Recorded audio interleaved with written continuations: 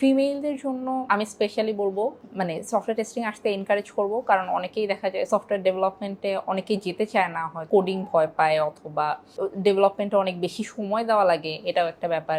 Hello, আমি তাসনুভা। আমি বর্তমানে ব্যাকবোন লিমিটেডে কিউ ইঞ্জিনিয়ার হিসেবে আছি। আমি এখানে সফটওয়্যার টেস্টিং ফার্স্ট ব্যাচের স্টুডেন্ট ছিলাম। আচ্ছা, সফটওয়্যার টেস্টিংয়ে প্রথমত আমার যখন আমি ইউনিভার্সিটিতে 4th ইয়ারে ছিলাম, আমার সেরকম কোনো প্ল্যান ছিল না যে কোন দিকে যাওয়া যায়। আমি মোটামুটি সব ফিল্ডই এক্সপ্লোর করতেছিলাম যে কোন দিকে যাওয়া যায়। এই সময় হচ্ছে হুট করেই আমার মনে হইলো যে কোডিংয়ের জিনিসপাতি আমার কাছে একটু মনে হচ্ছিল যে একটু কাঠখোট্টা লাগতেছিল আর কি। ওই সময় আমার মনে হইলো যে আচ্ছা, তখন আমি আমার এক পরিচিত ভাইয়ের থেকে শুনলাম আর কি যে এরকম কোয়ালিটি অ্যাসিওরেন্স বলে একটা জিনিস আছে, ওইটা নিয়ে ভাইয়া একটু এক্সপ্লোর করতে বললো। তো তারপর হুট করেই কোয়ালিটি অ্যাসিওরেন্সে এক্সপ্লোর করা। এরপর দেখা গেল যে আমি ছোটোবেলা থেকে অলিম্পিয়াড করতাম, আমি ম্যাথ অলিম্পিয়াডে ছিলাম। তো আমার প্রবলেম সলভিং বা একটু আউট অফ দ্য বক্স চিন্তা করতে অনেক ভালো লাগতো। তো সেই ক্ষেত্রে দেখা গেল যে কিউএদেরও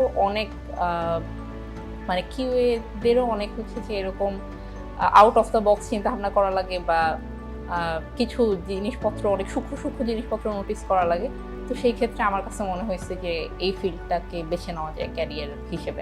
সফটওয়্যার টেস্টিং যে PeopleNTech করাচ্ছে, এটাও আমার এক পরিচিত ভাইয়ের থেকেই শোনা। এছাড়া আমি ফেসবুকেও দেখছি বিভিন্ন অ্যাডভার্টাইজমেন্ট।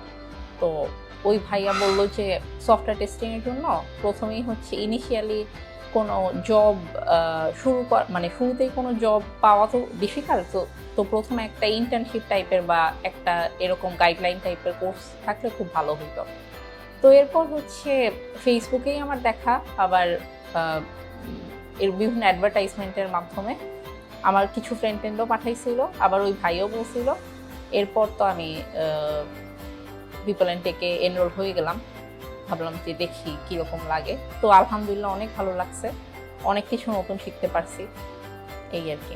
আচ্ছা, আমাদের মেন্টর ছিল হচ্ছে মুনতাসির ভাইয়া হচ্ছে আমাদের ক্লাস নিছে আর কি শুরু থেকেই। প্রথমে 3 মাসে ইন্টার্নশিপ হওয়ার কথা ছিল। তো 3 মাসের ইন্টার্নশিপের পর কিছুদিন একটা প্রায় 15 দিনের মতো ইংলিশ স্পিকিংয়েরও একটা কোর্স হয়েছে। ওইটা অবশ্য আমার করা হয়নি, কিন্তু সফটওয়্যার টেস্টিংয়ের পুরোটাই করা হয়েছে আলহামদুলিল্লাহ। তো ভাইয়া শুরু থেকেই হচ্ছে বিভিন্ন প্রথমে সফটওয়্যার টেস্টিংয়ের বিভিন্ন ফেজ, যেমন প্রথমে হচ্ছে ম্যানুয়াল টেস্টিং, এরপর অটোমেশন টেস্টিং, এরপর হচ্ছে লোড টেস্টিং, পারফরমেন্স টেস্টিং, সবই আর কি সিরিয়াল বাই পড়িয়েছে। এখানে আমার মেন্টর সম্পর্কে যে জিনিসটা সবচেয়ে বেশি ভালো লাগছে সেটা হচ্ছে যে ভাইয়া খুবই আন্তরিক ছিল পড়ানোর ক্ষেত্রে, অথবা ভাইয়া কখনোই খুব রাগী অথবা খুব টিচার টাইপের এরকম খুব সিরিয়াস সব কিছু নিয়ে, অথবা কোনো কিছু আমরা বুঝতেছি না ওই জায়গায় ভাইয়া আমাদেরকে সব সময় হেল্প করছে। দেখা গেছে যে আমরা 2বার 3বার 4বার জিজ্ঞেস করলেও ভাইয়া সব সময়ই আমাদেরকে হেল্প করছে। কখনো কোথাও আটকে গেলে অথবা পরীক্ষায় কম নাম্বার পাইলে কিভাবে কোনো জিনিসপত্র বুঝতেছি না বা কিভাবে কি করা যায়, এই জিনিসগুলো সম্পর্কে ভাইয়া সবসময় আমাদেরকে গাইডলাইন দিচ্ছে। আমি বলবো বর্তমান দিনে সফটওয়্যার টেস্টিং খুবই বেশি ডিমান্ডিং। আগে যেমন আমরা সিএসসি থেকে গ্র্যাজুয়েট করলে আমাদের কাছে মনে হতো যে আমরা যদি এই ফিল্ডেই থাকতে চাই তাহলে আসলে ডেভেলপমেন্ট ছাড়া তেমন কোনো ফিল্ড ছিল না। বাট ইদানিং বিগত 10 বছর ধরে, বরং বলা যায় বিগত 5 বছর ধরে সফটওয়্যার টেস্টিং এত বেশি পপুলার, সফটওয়্যার ডেভেলপমেন্টের সাথে সাথে ইকুয়ালি সফটওয়্যার ডেভেলপমেন্ট বিভিন্ন বড় কোম্পানিতে সফটওয়্যার ডেভেলপার যেমন লাগে ওই রকম সফটওয়্যার টেস্টারও লাগে, এবং সফটওয়্যার টেস্টারদের ডিমান্ডও ইকুয়ালি, সফটওয়্যার ডেভেলপারদের ইকুয়ালি। এবং ফিমেলদের জন্য আমি স্পেশালি বলবো সফটওয়্যার টেস্টিং আসতে এনকারেজ করব, কারণ অনেকেই দেখা যায় সফটওয়্যার ডেভেলপমেন্টে অনেকেই যেতে চায় না, হয়তো কোডিং ভয় পায় অথবা ডেভেলপমেন্টে অনেক বেশি সময় দেওয়া লাগে, এটাও একটা ব্যাপার। যে বাসায় অফিসের ওয়ার্কিং আওয়ারের পর বাসায় অনেক বেশি সময় দেওয়া লাগে, সেই তুলনায় সফটওয়্যার টেস্টিং অনেক বেশি ফ্লেক্সিবল। সফটওয়্যার টেস্টিংয়ে কখনো কাজের প্রেশার তো থাকবেই, অবশ্যই থাকবে, কখনো কাজের প্রেশার খুব বেশি থাকে, আবার কখনো খুবই ফ্লেক্সিবল। সো ওইটা ওয়ার্ক লাইফ ব্যালেন্স করাটা খুব সহজ। আর স্যালারিও মানে যদি আমরা সফটওয়্যার টেস্টিং ফিল্ডে কীরকম মানে কীরকম ফ্যাসিলিটিস বা স্যালারি বা টাকা পয়সার বিষয়টাও যদি অনেকে চিন্তা করে সেটাও আমি বলবো যে আলহামদুলিল্লাহ সেটাও অনেক ভালো। ম্যাক্সিমাম বড় বড় জায়গায় সফটওয়্যার ডেভেলপারদের যেভাবে ট্রিট করা হয় বা যেভাবে পে করা হয় সফটওয়্যার টেস্টারদের ক্ষেত্রেও তাই। তো এটাই আর কি। সফটওয়্যার টেস্টিংয়ে হচ্ছে ফ্রিল্যান্সিংয়ের দিকেও অনেক বেশি ডিমান্ড আছে এবং ডিমান্ড প্রতিনিয়তই বাড়তেছে।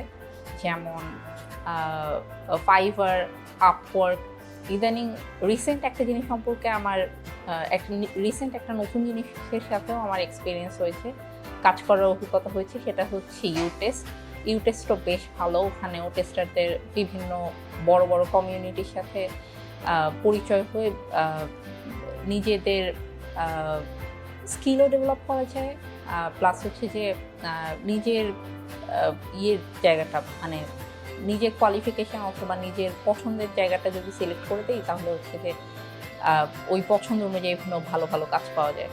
PeopleNTechও শুরু থেকে অনেক বেশি সাপোর্টিভ ছিল। শুরু থেকেই ল্যাব ফ্যাসিলিটিস আমাদের যেই সব ক্ষেত্রে মোটামুটি 1 মাস যাওয়ার পর থেকে ম্যানুয়াল টেস্টিংয়ের পর অটোমেশন টেস্টিং শুরু হয়েছিল। তো প্রত্যেককে ডিভাইস দেওয়া অথবা ডিভাইসগুলোর এমনিতে ডিভাইস কোনোটারই কোনো সমস্যা ছিল না আলহামদুলিল্লাহ। ওগুলোর কনফিগারেশনও বেশ ভালো ছিল, আমাদের ল্যাব করতেও কোনো অসুবিধা হয় নাই। আবার অনেকের হয়তো বাসায় কম্পিউটার নাই অথবা ল্যাপটপ নাই, এরকম ফ্যাসিলিটিস নাই, তারা চাইলে এক্সট্রা আওয়ারেও আসে PeopleNTech প্র্যাকটিস করতে পারছে। সো সবই মোটামুটি খুবই ভালো ছিল, কোঅর্ডিনেশন, সবার ব্যবহার সবই খুবই ভালো ছিল।